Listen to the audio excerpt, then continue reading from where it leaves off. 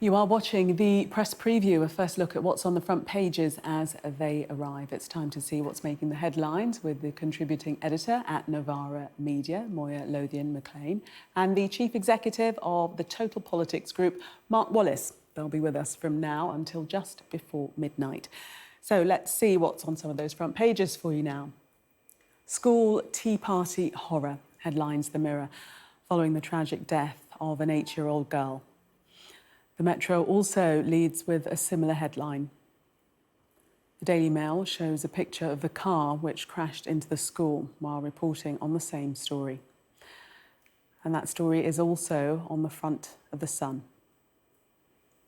An exclusive in the Eye reads the Home Office has painted over Mickey Mouse mural for children at an asylum centre and says the Immigration Minister has described it as too welcoming. The Guardian reports about the Cabinet Office losing its bid to withhold Boris Johnson's WhatsApp messages from the COVID-19 inquiry. The Daily Telegraph says the Archbishop of Canterbury has backed trans students following an ongoing series of free speech rows at universities. The Times warns that air controller strikes could disrupt up to a third of all European summer flights, risking delays and cancellations. The Financial Times reports on the fall of global stock markets after US borrowing costs touched a 16-year high. And an etiquette faux pas. The Daily Star tells us we've been eating Weetabix the wrong way. A reminder that by scanning the QR code you'll see on screen during the programme, you can check out the front pages of tomorrow's newspapers while you watch us. And we are joined tonight by the contributing editor at Novara Media, Moya Lothian-McLean, and the chief executive of the Total Politics Group, Mark Wallace. Welcome to you both. And we start with this, well, very distressing story. It's on the front page of most of the newspapers, and this is the crash that, well, culminated in the loss of life of an 8-year-old girl. Moya, take us into this story. Yeah, so this happened just before 10 a.m. this morning, really devastating. It's the end of term. It happened in Wimbledon at an all-girls school called the Study Prep School. And the details exactly of what happened at the moment are hazy. Early reports say that there was an alleged medical incident with the driver of a Land Rover. A woman in her 40s has been arrested on suspicion of death by dangerous driving. What we do know for sure is at least 16 people were killed when this Land Rover smashed into an end-of-term tea party that was being held. And unfortunately, one child, just 8 years old, was killed at the scene. It's just really devastating. You know, these children are celebrating end of term, teachers, parents, and then something like this that comes in, the aftershocks are going to be going on for a very long time. Yes, just to say that 16 people were treated at the scene and 10 were taken to hospital. And as we said, the 8-year-old girl lost her life. But just a dreadful, dreadful story, Mark. Yes, horrifying. And, you know, I have two children of primary school age, and this is, you know, sometimes there are, you know, it's a cliche to say this is every parent's worst nightmare, but in this instance, that's entirely appropriate, sadly. I mean, I live a couple of miles away from where this incident took place, and by chance today I was at my younger son's end of term celebration, and, you know, their kind of end of term performance, and it is, you know, it's a kind of it's meant to be a happy time. It's the start of the long summer, and you know, my heart and my thoughts go out to all the families, children, and staff involved and affected by this incident. Exactly as Moya says, we don't know exactly what has happened yet. We have, you know, unfortunately, there are occasionally incidents. I can think of a couple of serious incidents in the past in the UK where there have been medical issues and medical emergencies affecting a driver, for example. We don't know what led this to happen, but what we do know already, a horrifying incident. Yes, and Moya, it's the randomness of this story which is so shocking. There's nothing that could have been done to prevent it. We see on the front of the Mirror, they've got the police chief, Claire Kellan, there pictured, and she struggled and fought back tears when she addressed the media that were gathered outside. Yeah, there's some really heartrending footage of parents at the scene crying. Parents also went past police cordons in order to give their children's details to police officers to try and make sure that their children are safe. But you're right, with incidents like this, it is that total alignment of random events that make them so terrifying, because people think, well, it could happen any place, anywhere, and there's absolutely nothing I could do to stop this. And I think that's why we'll see on every single front page, because it has grabbed the fearful imagination in such a way. But the only sort of, I don't know, relief that you can get from this is they are very rare. You don't see something like this happen on a regular basis, which is why it's such headline news, but just absolutely devastating. I think the whole of Southwest London's in shock tonight. Yeah, indeed. Let's move on now to some politics, as is our wont to do. Have a look at The Guardian. And this story, Mark, ministers are being ordered to hand over unredacted documents, including Boris Johnson's WhatsApp messages, notebooks and diaries. And this is to the COVID inquiry, and this after losing that legal challenge. Indeed, and given the amount of coverage there's already been of some of these legal and political battles around the early, the early stages of the COVID inquiry, it's striking that these are indeed only the early stages, and it's quite a remarkable situation. The government, but also the Cabinet Office, has got itself into in choosing to try to fight against this level of disclosure. And I think the fact is that it's going to be extremely important for a variety of reasons that this inquiry is done clearly, that it's done properly, and that it's done promptly. It's very important, obviously, for everyone whose lives were affected in so many different ways by the handling of the pandemic, to know exactly what the truth was and what was decided, why, how, and when. It's going to be equally important to make sure that actually there's a proper study of, for this country's future response to, God forbid, another pandemic or other crises, that there's a proper study of what worked, what didn't work, what could have gone better, what was learned and how we can take the best lessons to make sure that the responses are improved in this country, lessons from this country's successes and failures and from those of other countries. In that context, I find it very hard to understand why it would be contentious that there should be proper and full disclosure of what was decided and how. I mean, we already have seen in less organised ways large tracts of government WhatsApp messages, for example, be released. And thinking about someone's spontaneous disclosure of all of Matt Hancock's messages a few months ago.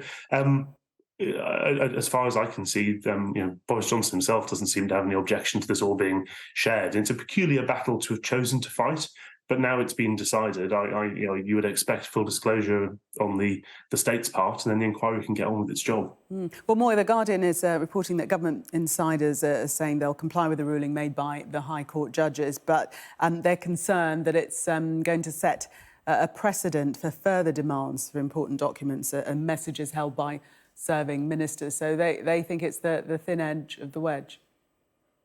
God forbid there's a precedent set that serving ministers should, people should have full transparency and access to documents that let light into the goings on of the ruling of this country.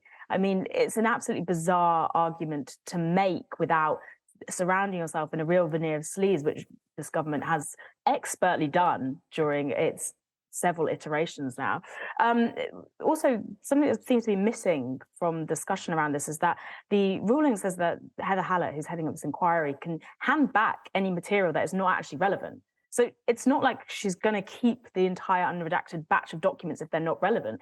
The whole point is to cast a wide net, find out which documents are most relevant to this inquiry, keep those, hand the others back. These are not going to be on display for all and sundry. We're not leaking the nation's secrets for everyone to read. This is specifically so we can find out what was going on during the governance of the country when the COVID pandemic was ravaging people, hospitals, care homes, etc. What ministers are saying, what the plans were in place, and as Mark says, how we can prevent that again.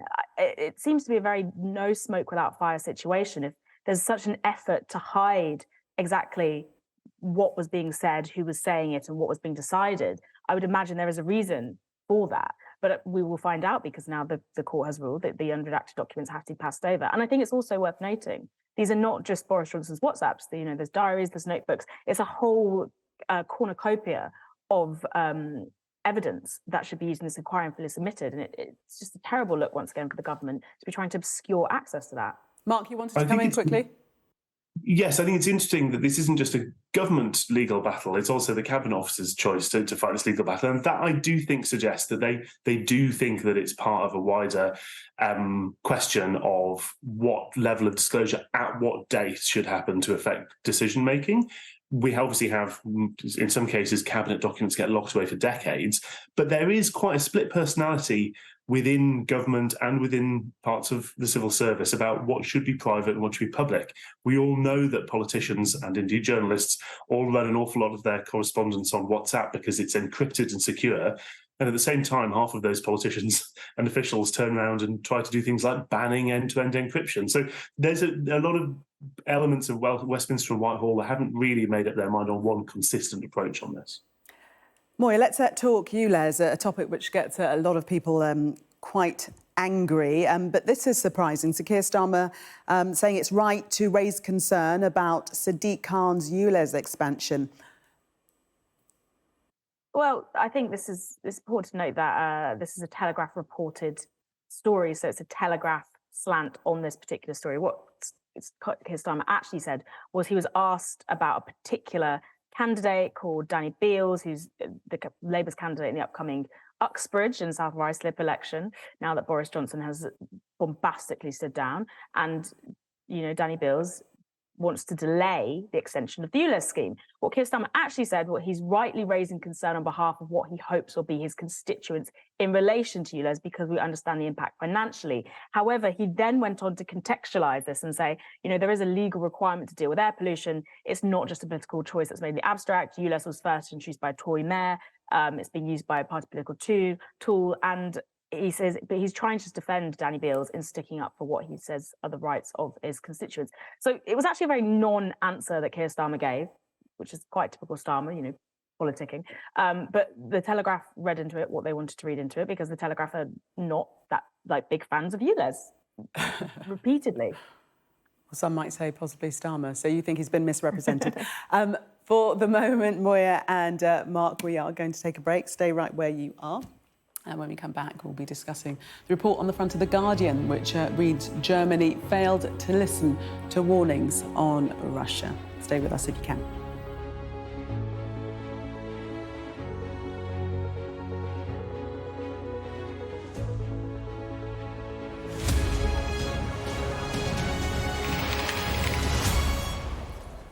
Welcome back. You are watching the press preview. Still with me, the contributing editor at Novara Media, Moya Lothian-McLean, and the chief executive of the Total Politics Group, Mark Wallace. Let's have a look at the Metro. First of all, we're going to go inside the Metro. This is on page 13. Pictured there, Yevgeny Prigozhin, Wagner head, still in Russia as a raid on home uncovers disguises. And we had those bizarre pictures. I don't know if you saw them in our reports that we've been running today of wigs and all sorts in his closet. But clearly, as declared by Lukashenko, he's not in Belarus. Mark. Well, I mean, we're in the unusual situation in the normal world, and the perfectly common situation in Putinist politics of listening to one career liar tell something that contradicts the claims of another career liar about their mutually employed war criminal who's on the run. So nobody knows if Lukashenko is telling the truth, because he's spent decades telling lies about everything. So the interesting thing here is that it all continues to throw into doubt, the more we hear about this, exactly what condition Putin's regime is in, exactly what the status of the Wagner Group and the many thousands of war criminals who make up its ranks and leadership is, and exactly what the outcome of that supposed deal was. What's quite fascinating is that even in this notoriously closed regime that deals with its internal opponents, internal fallings out, very bluntly, where you tend to only find the conclusion of a dispute when somebody disappears, goes to prison or dies, normally under suspicious circumstances. So much of this is taking place in public, and there is such a lack of closed in the normal internal kind of message discipline. That in itself is interesting, and it shows quite how much, hints at how much turmoil there must continue to be inside the Kremlin and its allies, the political setup. And Moya, it is fascinating because you really don't know exactly what's happening. I mean, we don't even know if Prigozhin ever made it to Belarus at all, and whether he's been in Russia this whole time. Very much so. It's like Mark says, we're essentially dealing with piecemeal scraps that are coming out via unofficial sources that would usually be on lock, plus the official propaganda that's coming out of Russia. This raid on Prigozhin's house, this attempt to really discredit him further by showing humiliating items, a giant hammer that says for use in negotiations, the spoils of hubris now brought low. And then you've got Lukashenko saying, oh, well, maybe he's going to go back to Moscow tomorrow. And but if you think he's going to be whacked, Putin would never do that. He's not going to be killed. Completely unreliable. Completely unreliable. We won't know what's going to happen to Prigozhin until we see what happens to Prigozhin. But I think, as Mark says, the key thing here is the sort of lack of discipline we're seeing. There's been really high-ranking generals in the Russian army that have been detained for their Wagner sympathies, and you're also seeing, there was a large mutiny that happened. So what happens to all the soldiers that were involved in that? If Putin doesn't, as Lukashenko puts it, whack Prigozhin, what does that say about his level of control over an internal discipline that has previously been airtight? It's a really fascinating time, but again, we do not have solid information about any of this, so we're all just watching it as it unfolds. I think we'll know what's happening when it's happened, basically, I think. We've just got time to talk about Threads versus Twitter. Take us into this story, Mark. What's happening? Well, I think if you give it a few more months, everyone will be on about 45 different kind of Twitter killer apps. But after Twitter's recent outage, where Elon Musk seems to have mismanaged a game of chicken with Google for their data storage, he had to stop users being able to view as unlimited tweets as people are used to. Mark Zuckerberg has chosen to make his move at a very apposite time. They've launched Threads. It looks a lot like Twitter used to look 10 years ago. It feels a lot like Facebook used to look 15 years ago, actually. But he's taken his moment, and I think this is the record by a long chalk for a new social platform getting 10 million users, and seems like it could be quite a big problem. Few hours. I'm on there, so do go and follow me.